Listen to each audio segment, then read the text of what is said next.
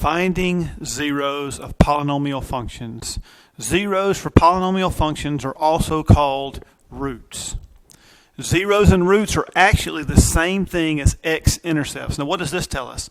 If you recall, anytime you want to find an x-intercept of a function, you let y equal 0. We also need to remember that f of x is the same thing as y. So if that's the case, this means that we would set the entire polynomial equal to 0. We would end up, when we were trying to find these zeros, by saying the entire function equals 0. The entire polynomial equals 0. All right?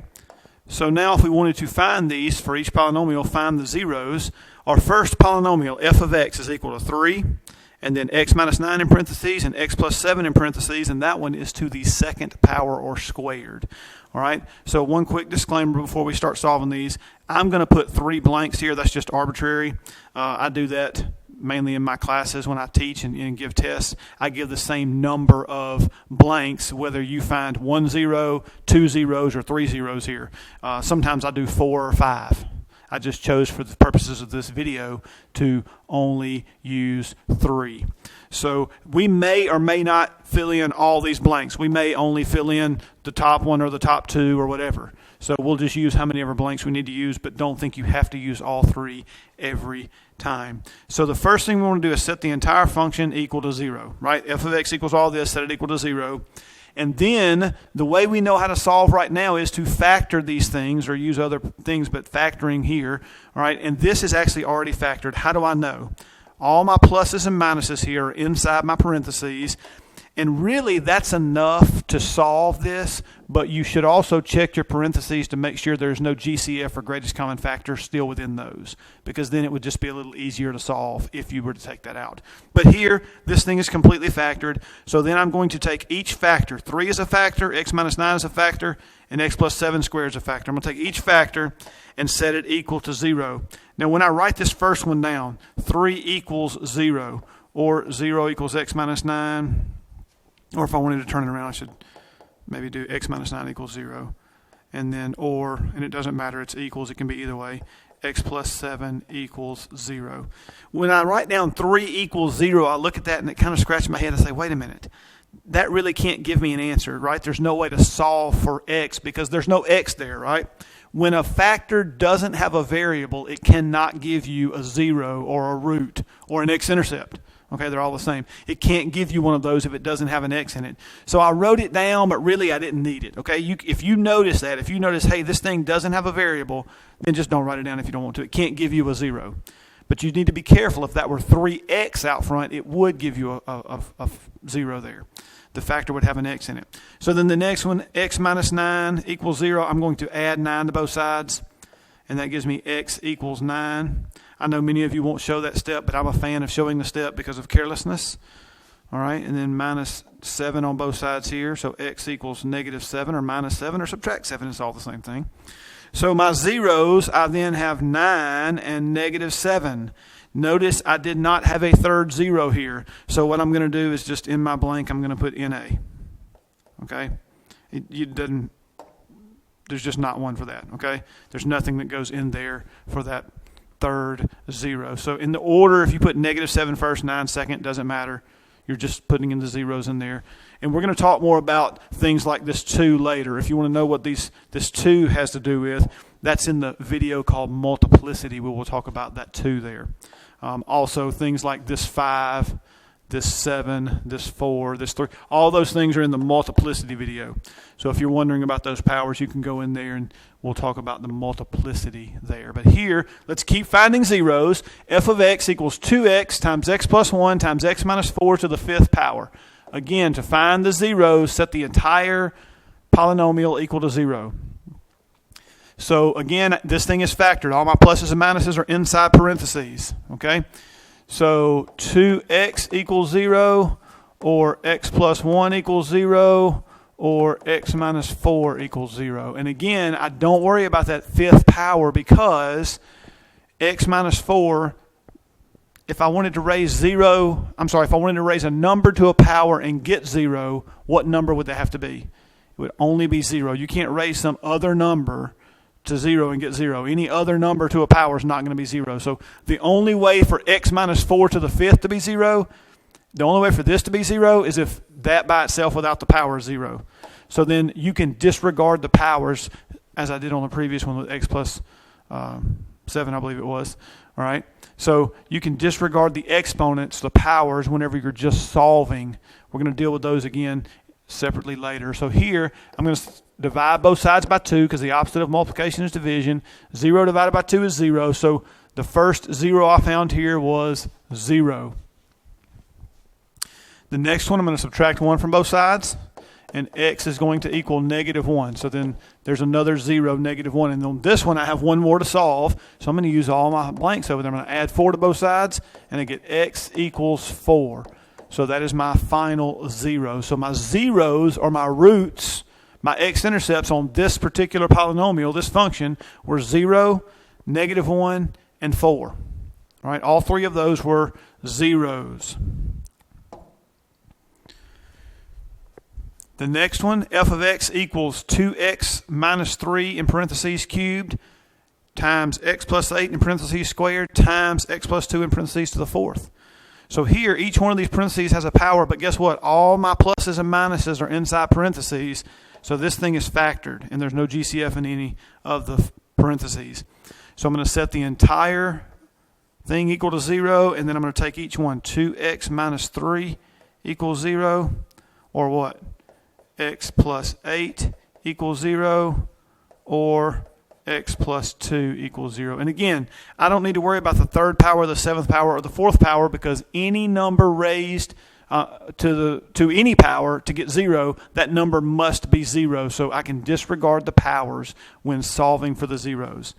I can't disregard them forever, only when I'm solving for the zeros. So then here, plus 3 on both sides. And it's always on both sides of the equals. You can't. 2x equals 3. All right, and then I need to divide both sides by 2. Again, both sides of the equal sign. X equals 3 over 2, or 3 halves. So then we're going to write 3 over 2, or 3 halves.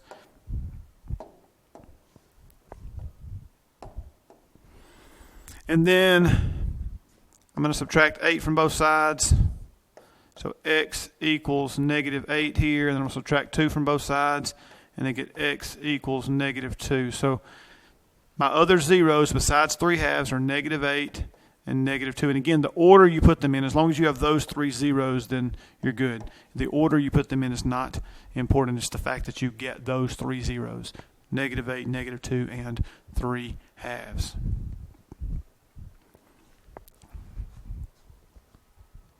If you will note something about my fractions, I'm going to say this every time I get the chance. Notice I did not write a slanted fraction. There is nothing wrong in the world with writing 3 halves this way, okay? It's when you get to other fractions, bigger fractions, things with multiple terms in them, that if you do not use parentheses, it is incorrect. All right? If I do it, it's incorrect. If you do it, it's incorrect. It doesn't matter who does it, it will be incorrect. So you will never, ever see me use a slanted fraction. You can go through all my videos, come to any class you want to sit in, watch me work stuff in my office. I'm never going to use a slanted fraction ever. And I suggest you do the same, just because it lessens confusion, especially for students who are trying to learn and be less confused with algebra, which is confusing enough, right? So here, f of x equals x cubed minus 6x squared plus 9x. And again, I want to set the entire thing equal to 0, but this time, minus and plus are not inside what? Parentheses. So this thing is not factored. So I need to factor it so that I can set each one of my factors equal to 0. So here, if I look at all three terms have an x. So I'm going to take that x out, which is my GCF, my greatest common factor. And if I take an x out, I'm left with x squared minus 6x plus 9. And that still equals 0, right? But all my pluses and minuses are in parentheses, and that's the one thing I haven't said. The power, if it's bigger than 1, you try to keep going. If the power is bigger than 1, which in this case x squared, we try to keep going. So here, x, and then if this factor is going to be x and x, okay? I want the factors of 9. I want things that multiply to give me 9 and add to give me 6. I'm not worried about the negative sign right now, okay? So my factors of 9 are 1 and 9 and 3 and 3. So 1 plus 9 gives me 10, right? That gives me 10. That's not what I want. 3 plus 3 is what? 6. That works, okay? And I know I want to add because of this. 3 plus 3 is 6. So I put my 3's in here, and then I come back and say, this tells me what to do, okay? So this says both negative. So both of these are now negative, okay? The only way to get a plus sign here is if they're both the same thing. 2 positives or 2 negatives. So here they're both negative. There's more about that in the list method video. So if you go find my list method video, it will tell you more about solving these. The one other thing I want to do to this one, since these two parentheses are identical, is we should rewrite it as x times x minus 3 squared equals 0. And now we have completely factored that. You can't write that any simpler there. It's got x minus 3, and squared. So now we are finally at the point where all the other problems so far have been at already factored. So now I take and set each factor equal to 0. X equals 0 or x minus 3 equals 0. And again, I don't need to worry about that squared whenever I'm setting it equal to 0, because the only way to square something and get 0 is if you square 0. Right? So x minus 0, how do I solve that one? This one is already solved. There's no work to do there. One of your zeros is just 0. You have x equals 0 already. Over here, add 3 to both sides, and x equals 3. And again, I did not use my third blank, so I'm going to put NA in there. I'm going to put NA. Didn't use my third blank, just put NA. It's not going to be applicable here. Only had 2 zeros. And then finally, for the last one in this video, the f of x equals x cubed plus 5x squared minus 9x minus 45. Again, the entire thing needs to be set equal to 0, and then it's not factored, right? I have all these powers bigger than 1. So if you wanted to say, well, Mr. Guest, everything's in one big parenthesis, you're right. Everything's understood to be in one big parenthesis. That's fine. But you have powers bigger than 1, so that's when you try to keep factoring. So here, I have 4 terms. So with 4 terms, I'm going to try and group. I'm going to try the first 2 terms and then the last 2 terms. If that doesn't work, I would rearrange my terms and group my first and my third, and my second and my fourth, or my first and my last and my middle 2. There's 3 different ways you can group 4 terms. You try all 3 ways before you declare grouping a way that doesn't work. All right, so here, if I group the first 2 terms, I'm essentially forgetting about these 2 terms and saying, what is my greatest common factor here? Okay, so if I do that, the greatest common factor is going to be x squared, and I'm left with x plus 5. And then I do the same thing for these 2 terms here. I forget about this and say, what's the GCF, or the greatest common factor, of those 2 terms? And it is going to be 9. 9 goes into 45, and always try to take that sign out. So negative 9. It won't always work, but just try it. And so negative 9 is here, and then I open my parentheses up. Negative 9 times x, that gives me negative 9x. That's the easy part. What do you multiply by negative 9 to get negative 45? Well, I know I've got to have a 5 there, and if I put a minus there, a negative times a negative gives me a positive. That doesn't work. So this probably should be a plus, right? A negative times a positive is a negative. That works out, doesn't it? So then this still equals 0. Did grouping work? Well, yes, it worked, because look, these 2 things are the same. So what I'm now going to do is I'm going to take that parentheses that is the same, and I'm going to factor it out front. It is my GCF. It is now my greatest common factor. Even though it is a group of terms, it's my greatest common factor. And then if I do that, I'm left over with what? X squared minus 9. And also, let me say why I'm not done factoring. Here's a minus sign that's not in parentheses. That's your biggest hint as to why you are not done factoring on this line right here. You're not done because of that minus sign right there. Okay? So now I've gone further. All my pluses and minuses are in parentheses, and I failed to say this earlier, except on the problem before. This squared, that squared says try to go further. Try to go further. Let me fix that a little bit. Try to go further because of that power bigger than 1. So leave the x plus 5 out front. And then, does this one go any further? Well, you know what? That's the difference of squares. You have even power, you have a minus sign, which is difference, and you have a perfect square in 9, which is 3 squared. And one of them is plus, the other is minus. And now finally, all of your pluses and minuses are now inside parentheses. You don't have any power bigger than 1. There's no GCF, so you are completely factored here. So now you set each one of these factors equal to 0.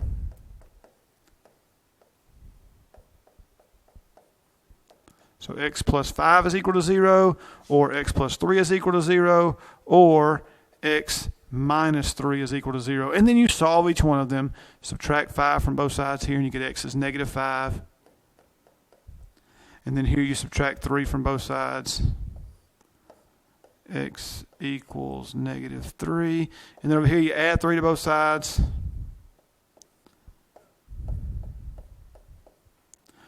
So if I were just listing them out, I could put, negative 5, and then if you wanted to use the plus or minus, you could. When I'm putting them in each individual blank, though, negative 5 is a 0, negative 3 is a 0, and 3 is a 0, right? So it just depends on how you're doing it. If you have a box to put them in, then you can put the plus or minus on the 3.